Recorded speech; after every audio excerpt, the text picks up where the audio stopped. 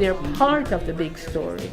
The story of the African Nova Scotian community. A Halifax catastrophe through a black lens in a new book. Bingo! A new spin on a classic game to support local performers. And give what you can, and let's make sure that no one in our community goes hungry for the holidays. A Christmas parade for people in need in a seaside community. This is The Signal.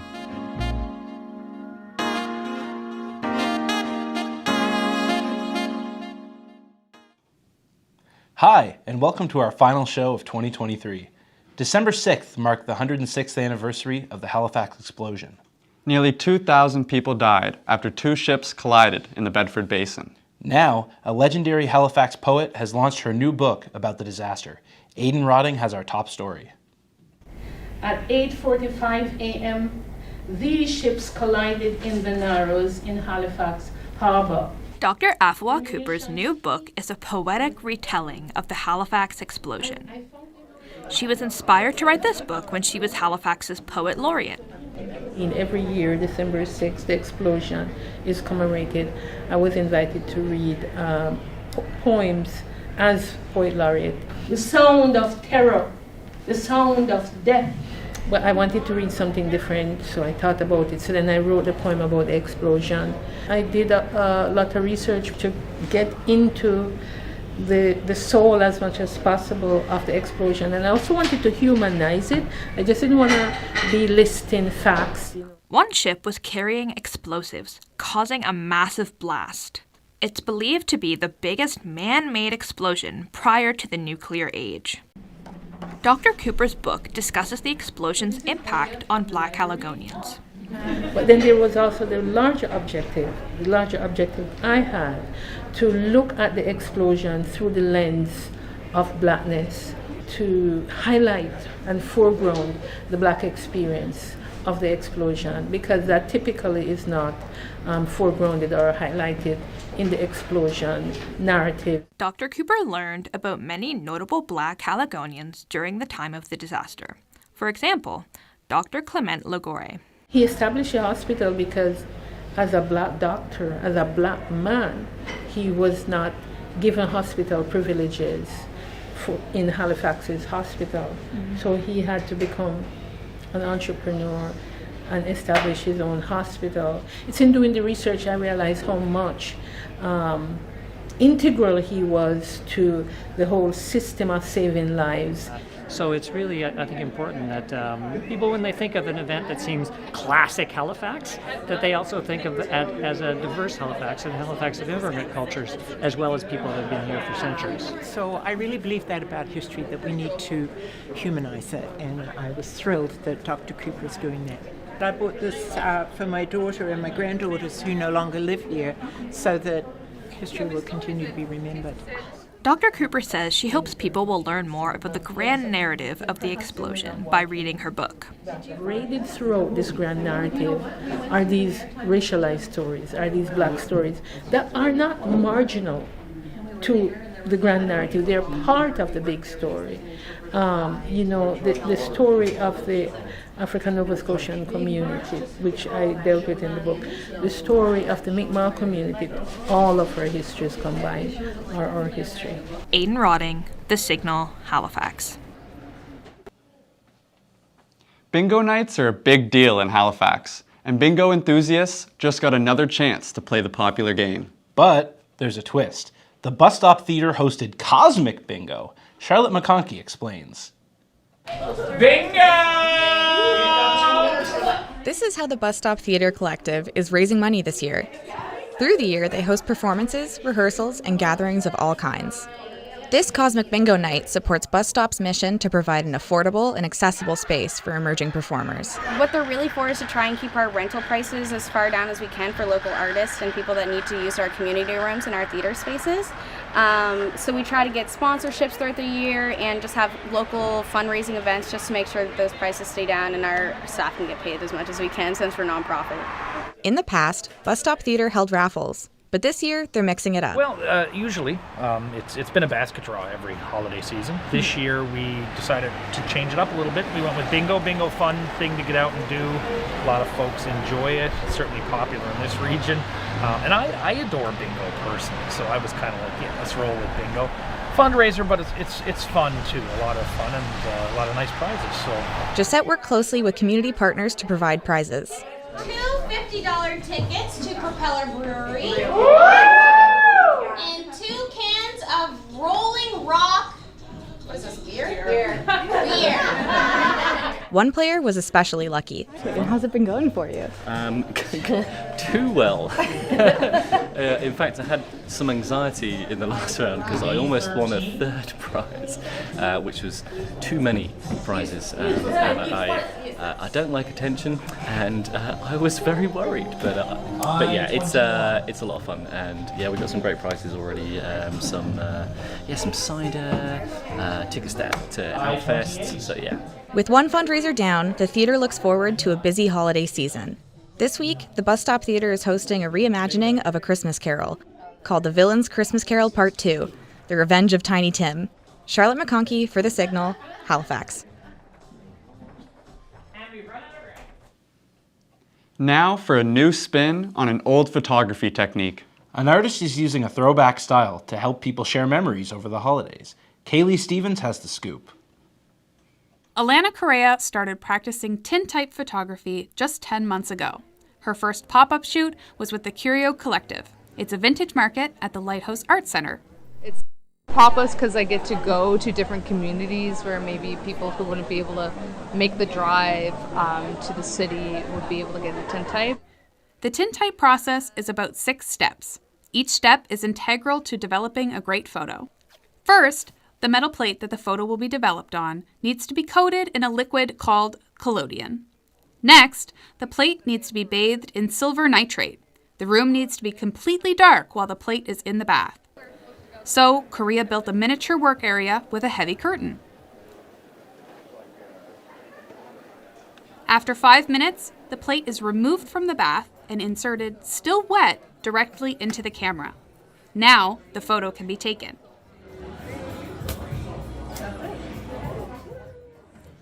The photo will be a negative image before getting developed. But once the developer solution is poured over, that's when the magic happens. It's a really cool experience. I've seen a lot of do this before for other people, and it was really interesting to watch the process. So to actually be able to sit behind the camera and get one for myself was really cool. Correa then inserts the plate into an old CD case. She places it into a tub of water with many other photos in order to keep it wet until she's able to wash the chemicals off. I like the tangible aspect of the medium as well. I find it really grounding. For me personally, the aesthetic of tintype is just like, I don't know, I can't describe it. She continues to create and explore the art of tintype, sharing this piece of history with the East Coast. This is Kayleigh Stevens with The Signal, Halifax. So Landon, you found out that experimenting is not just for science, it's for music too. Yeah, that's right. I checked out an experimental music show at Radstorm this week. Take a look. At Radstorm, self-expression is highly encouraged. Radstorm is a nonprofit arts community center in Halifax. Performers here usually play punk rock, but not always. This week, an intimate crowd gathered to watch an experimental music show.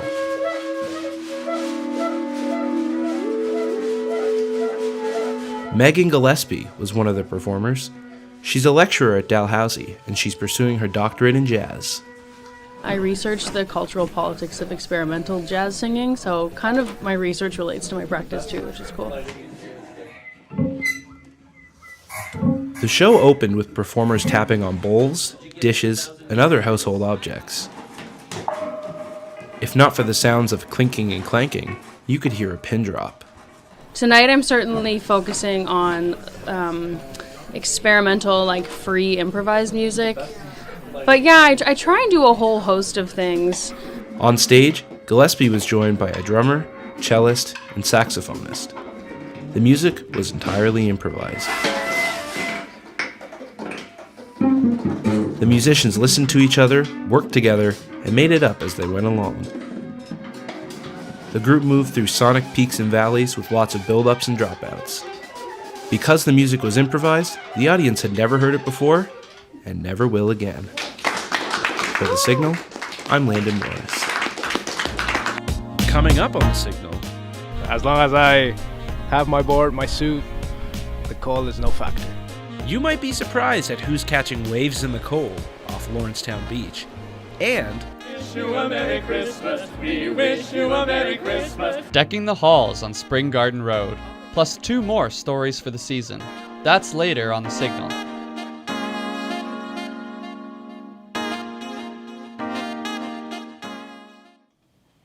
Students in the East Hants area had their first snow day of the season this week.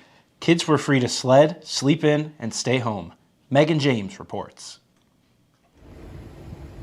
Waking up was made a little easier for students in East Hants when they were given a free day to play and to avoid schoolwork. Rachel Rose dodged a snowball from her friend as well as her studying. Did you miss anything at school today? Nothing important, I don't think.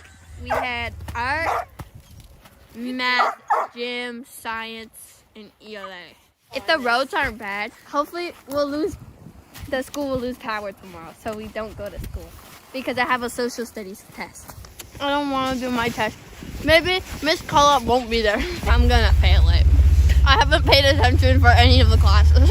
While Rachel is happy to have missed a day of classes, her sister was not so pleased. I was gonna make beaver tails, but it's okay, I guess.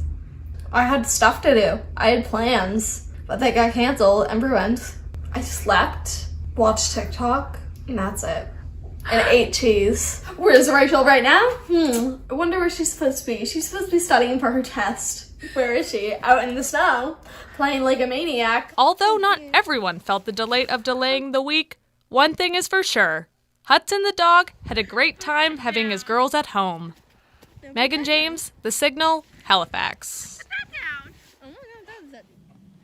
Surfing is typically connected to summer. What you wouldn't expect is to see the same thing in December after a blizzard. Cam, you hung with a community of surfers wearing winter wetsuits? Yep, could have used one myself. It was really cold.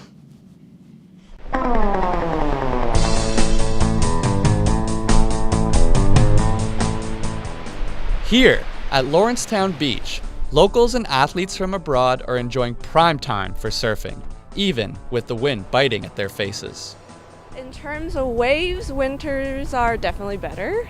The quality of the waves are better. Well, I came from New Brunswick. I was looking for better waves in the Maritimes, and I just happened to get a job here too, so I've been surfing as much as I can here in Halifax, and it doesn't get any better. As long as I have my board, my suit, the cold is no factor. Sebastian Gonzalez is a father of 3 who moved here from Chile.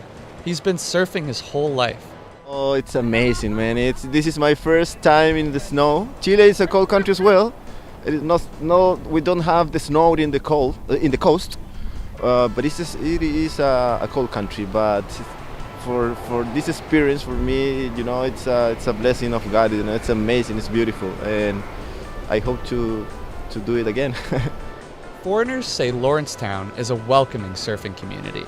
First it was kind of hard because I didn't bring my boards, anything, so I start contact people from here, and I met a guy, a local friend, who started, borrowed me the surfboards and wetsuits, and then I bought my own, so no problem. Yeah, everybody's nice. I start to see familiar faces, familiar cars, and everybody out in the lineup is, friendly, and we're not really fighting for waves or anything like that, so it's a welcoming community. The community pulls you in. They almost had me jumping on a board, even on this cold, snowy day. For The Signal, I'm Cam Kinley. A common Christmas tradition is coming back around for another year. Kayleigh MacNeill has the story of a wreath-making workshop and the history of the decoration. Yeah, with the branches we can kind of play around with different ways of using it. Ashley MacNeill has been making wreaths for 21 years. She took over props floral design from her 2 aunts. She says that she enjoys putting on these workshops to learn more about her customers. She adds that seeing the wreath is knowing the wreath maker.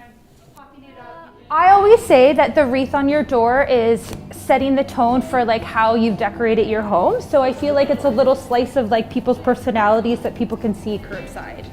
The wreaths are made from branches from fir trees. Participants added berries, magnolia leaves, and pine cones. Red or gold ribbons finished the package. Over the years of working here, we've seen shifts of what's popular. Years ago, artificial wreaths were quite popular, so we would make a lot of those. We've pivoted more towards the natural wreaths. Local farmers are growing the trees, a little bit better for the environment. Whether artificial or natural, wreaths are commonly used these days as Christmas decorations. But it hasn't always been this way. Wreaths can be traced back to ancient Egypt, where they were made from leaves and flowers and worn by royals. Ancient Greeks also made wreaths from olive branches to commemorate Olympic athletes. In modern times, wreaths are mainly associated with Christmas. The pagan tradition was adopted by Christians in the 16th century, when it came to represent the eternal love of God and the Holy Trinity. In the early days of December, people in Halifax have already begun displaying their wreaths. During the wreath workshop, people were given the chance to show off their creative side.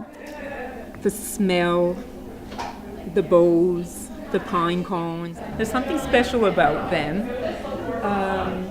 especially if they're a natural wreath. From ancient Egypt to modern-day Halifax, wreaths won't go out of style anytime soon. For The Signal, I'm Kaitlyn MacNeill. Out on the eastern shore, The Signal covered a huge Christmas parade. Who knew you could fit so much joy into such a small town? Thomas Scott reports from Musquodoboit Harbor. Christmas spirit was everywhere in Musquodoboit Harbor for the 10th annual Christmas parade. Things kicked off with the lighting of a Christmas tree made of lobster traps.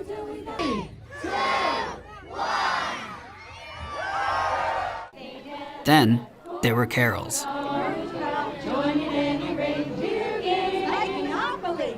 Even the Grinch made an appearance. But more importantly, there were food bank donations and togetherness. And let's make sure that no one in our community goes hungry for the holidays.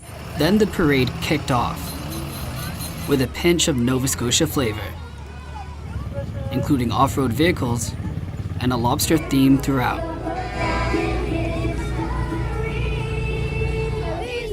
For many, the Christmas holidays brings joy that bridges the generations.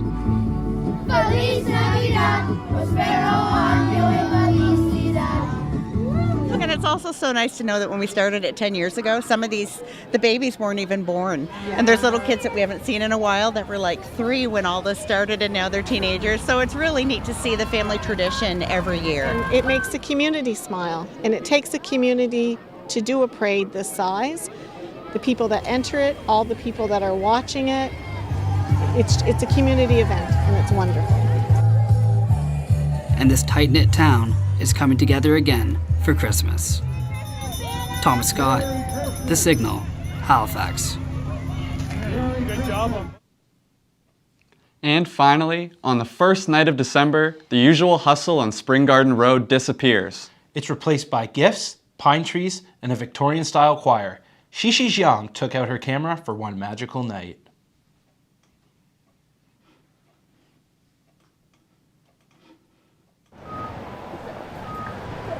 This is a normal day on Spring Garden Road. And this is the Spring Garden Road as a Hallmark movie scene on the first night of December. What's going on here? Wish you a Merry Christmas, we wish you a Merry Christmas and a Happy New Year. So we have Spring Garden dressed up as a Hallmark movie with some lovely decorations, some holiday displays, free train rides,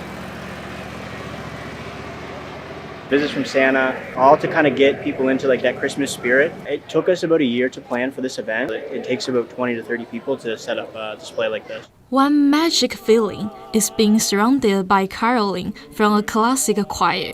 Actually, this is my first gig. I love doing this stuff. I love singing so much, and we come out, as you can hear with the Muppets behind me. We just can't stop singing, and this is fun. I mean, now we're out to the public, and people are walking around, and why not spread some Christmas cheer? Okay, I think I'm gonna join these guys. Okay. One sings to hear words of good cheer from everywhere, filling the air. Oh, now there's loud bells in the sound, while hill and dale telling their tale. Daily they ring while people sing songs of good cheer. Christmas is here. Many, many, many, many, many, many, many. Another surprise is the market in the Parkland Mall. It's usually not this crowded, but this night, the lobby turned into paradise for crafters. I'm kind of broke, so I'm just collecting their cards so I can get inspiration for Christmas gifts. I'm seeing like a lot of nice earrings. I've got lots of sisters, so I'll probably pick up a couple different earrings. There's some cool t-shirts. This guy's doing one with his own photography on it, and there's some local scenes. There's lots of stuff. I'm just in the brainstorming era of my wish lists. I actually love giving gifts. Like I love thinking about the people and like finding the perfect thing to give them. So it stresses me out a little bit. It's time to wrap up the year. Don't miss this season's unique gifts and happiness. Goodness! Merry Christmas, everyone! Xixi Jiang, The Signal, Halifax. Thanks for watching The Signal. At the University of King's College School of Journalism, I'm Cam Kinley. And I'm Landon Morris. For more news stories from King's, follow The Signal on YouTube or go to signalhfx.ca. Happy holidays to all who celebrate. And a happy new year to everyone. Good show. Good show. Great show. Great show. A lot of good investments. Great working with you.